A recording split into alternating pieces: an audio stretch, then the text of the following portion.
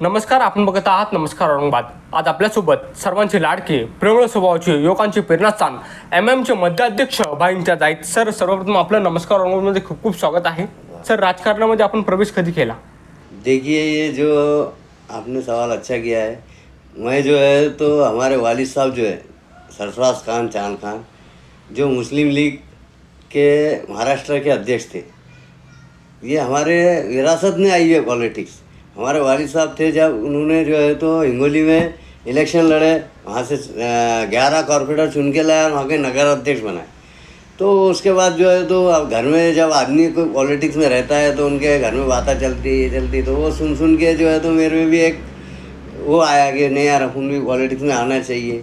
और मैं जो है तो पहले हमारे वालिद साहब को देख के पॉलिटिक्स सीखा. फिर उसके बाद मैंने असदुद्दीन अवीसी साहब और अकबरुद्दीन अवीसी साहब के क्लिप देख के नॉलेज लिया पॉलिटिक्स का. क्योंकि उन्होंने जो बात करते संविधान के दायरे में रहकर और जो वंचित गरीब लोगों के लिए जो आवाज़ उठाते, वो देख के मुझको बहुत इम्प्रेस हुआ मैं. और मैं जो है तो जब यहाँ पर नांदेड़ के बाद जो औरंगाबाद में एमआईएम आई तो मैं उसको जॉइन किया और आगे बढ़ता गया. सर, एमएम पक्षामध्ये आपण प्रवेश कधी केला व आतापर्यंत काय काय कामे केली? देखिए, मैं जो है तो 2011 से मैं जो है तो एमआईएम पार्टी में काम कर रहा हूँ.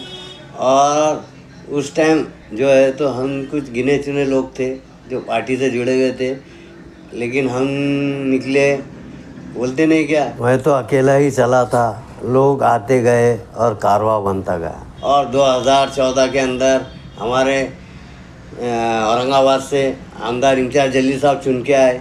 उसी तरह 2015 के अंदर कॉरपोरेशन के इलेक्शन हुए, उसके अंदर हमारे 26 कॉरपोरेटर चुन के आए. फिर उसके बाद 2019 के अंदर इम्तियाज जलील साहब खासदार बने. देखिए, हम जब जुड़े थे पार्टी में, वो टाइम इतनी तकलीफ़ थी. लोग आके हमसे कहते थे, अरे बाबा ये कहीं को ले आया, ये पार्टी के अंदर क्या है. लोग हमारे पास जो है तो एसबी वाले चकरा मारते थे, हमारे पास क्राइम वाले चकरा मारते थे कि आज कहाँ जा रहे, कहाँ मीटिंग रख रहे, कौन से वार्ड में जा रहे, कितने लोग रहेंगे.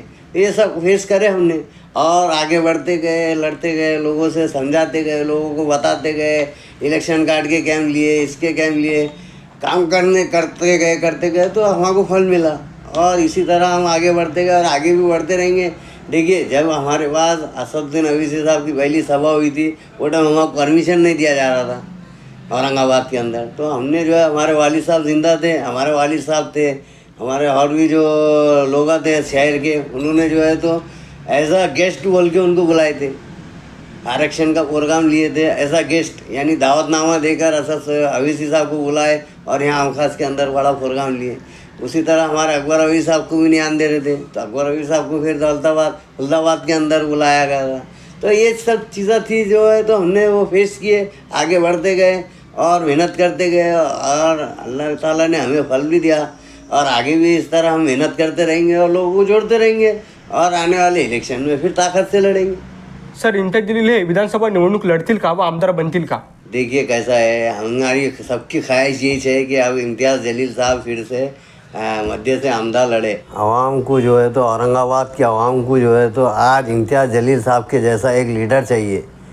जिस तरह इम्तियाज जलील साहब ने आमदार के अंदर आमदार बनने के बाद काम किया, उसी तरह खासदार बनने के बाद काम किया.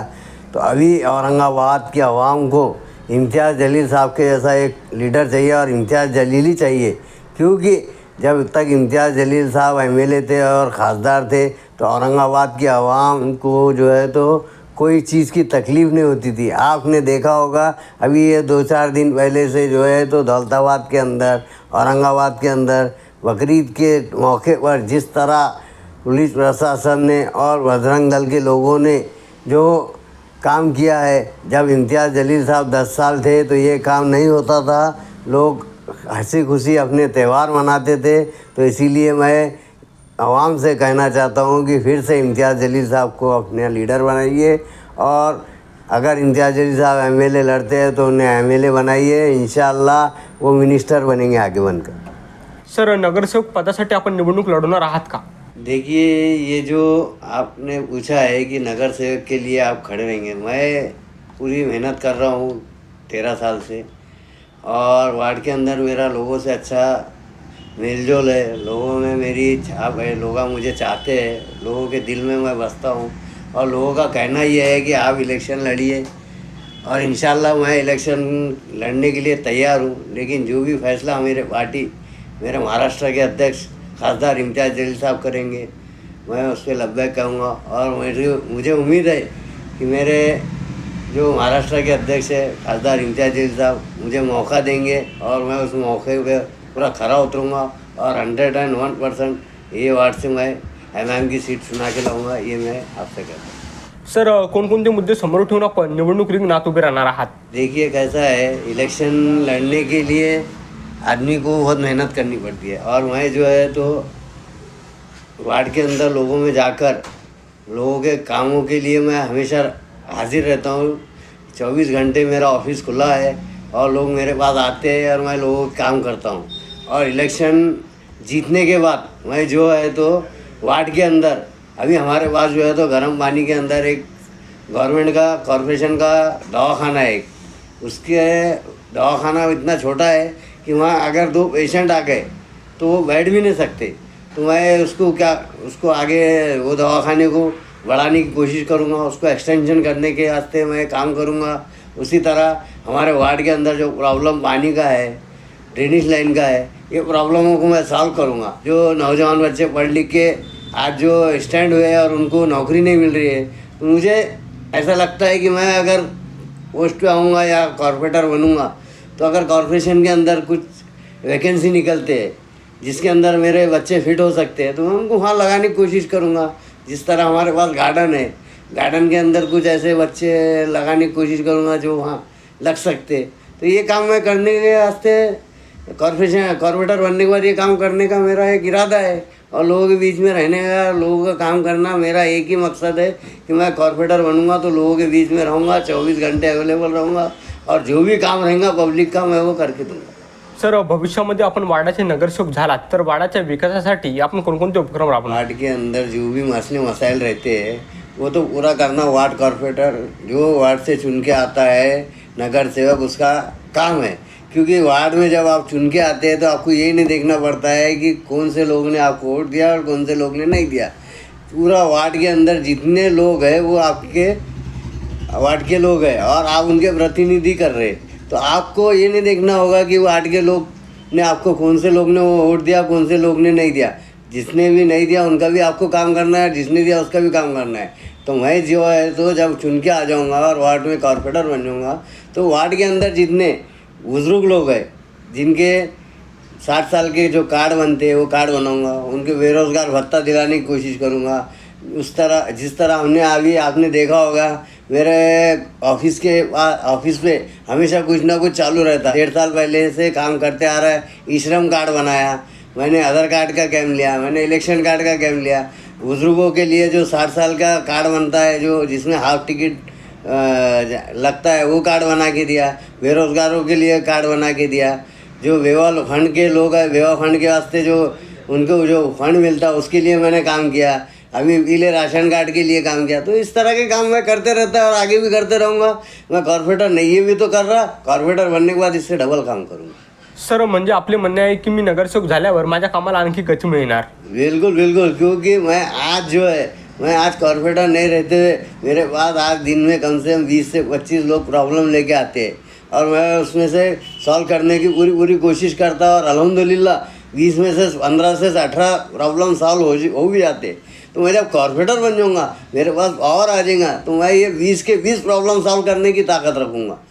तो मैं कॉर्पोरेटर इसलिए बनना चाह रहा क्योंकि मुझे एक सोशल वर्क करने का शौक़ है, लोगों में रहने का शौक़ है। और जो भी मुझे रात में 1 बजे भी अगर फ़ोन करता है कोई, तो मैं उसके लिए हाजिर रहता हूँ। अभी कल ही की बात है, कल मुझे एक फ़ोन आया घाटी से और उसने कहा कि मुझे भैया ऐसा मेरे अंकल को एडमिट करना है और बहुत प्रॉब्लम है, आ रहा है। मैं तो 1 बजे रात को मेरे को फ़ोन आया, मैं 1 बजे रात को जाके उनका फॉर्म भर के उनको एडमिशन करा के दिया। तो ये सोशल वर्क है और ये हम लोगों के लिए काम करना मेरा एक शौक़ है, पेशा है और मुझे कॉर्पोरेटर बनने का है। इसलिए मैं मेहनत कर रहा है और जो हमारी पार्टी फैसला करेंगी, हमारे खासदार इम्तियाज़ जलील साहब जो फैसला करेंगे, मैं उससे लगभग कहूँगा।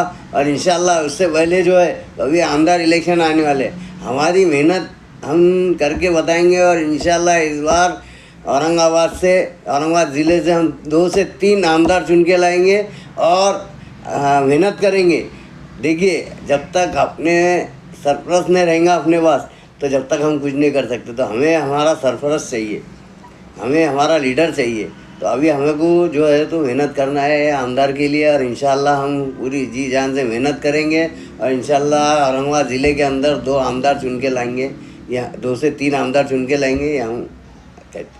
सर MIMचे 3 आमदार हे निवडून येतील असे आपले म्हणणे आहे. नक्की आता हमें मेहनत करना, यानी हम सब मिलकर मेहनत करेंगे। हमारे शहर सदर, जिला सदर, यूथ के अध्यक्ष, हमारे पार्टी के जो एक्स कॉर्पोरेटर है, हम सब मिलकर बैठेंगे, कैसा मेहनत करना है, कैसा लोगों में जाना है, किस तरह लोगों को समझाना है। और काम कम बढ़ गए वो भी देखेंगे और इसको आगे बढ़ाकर काम करेंगे। और 2 से 3 आमदार हमारे इस औरंगाबाद ज़िले से चुना के ला के हमारे नेशनल प्रेसिडेंट असदुद्दीन अवीसी साहब को हम एक तोहफा दें। सर नमस्कार, औरंगाबादच्या माध्यमातून आपण नागरिकांना काय आव्हान कराल? नमस्कार, औरंगाबाद की तरफ से मैं लोगों को ये कहना चाहता हूँ कि आप आइए, हमारे साथ जुड़िए, हमारा साथ दीजिए। जिस तरह आपने 2014 में दिया, 2015 में दिया, 2019 में दिया, इसी तरह इस बार भी हमारे MLA आमदार इलेक्शन के अंदर अभी जो है तो अक्टूबर में होने वाले हैं, उसमें भी आइए, हमारा साथ दीजिए और हमें बताइए हम कहाँ गलत है, तो हम उसको सुधारने की कोशिश करेंगे। और आप सबको लेकर साथ में चलेंगे। और जो भी प्रॉब्लम रहेंगी मेरे वार्ड के हद तक, मेरे मध्य शहर के हद तक मेरे पास आइए, मेरे को बताइए, मैं आपके प्रॉब्लम को सॉल्व करने की पूरी कोशिश करूँगा। इतना कहता हे हूँ। होते MIMचे मध्याध्यक्ष भाईंत्यात यांच्याशी आपण विविध विषयांवर चर्चा केलेली आहे. आपण बघत आहात नमस्कार औरंगाबाद.